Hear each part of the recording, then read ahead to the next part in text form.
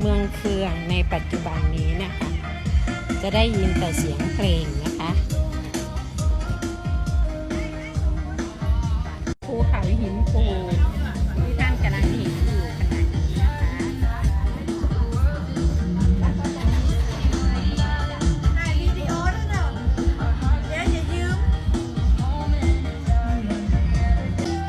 คณะของเรากำลังจะทานมื้อเย็นคือหมูกระทะค่ะบรรยากาศตอนที่เรามานี่มันค่อนข้างจะพระอาทิตย์ตกดินแล้วนะคะจะแพนให้เห็นบรรยากาศ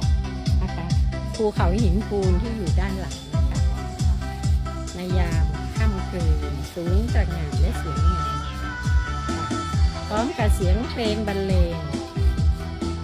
จากแพที่ล่องในแม่น้ำ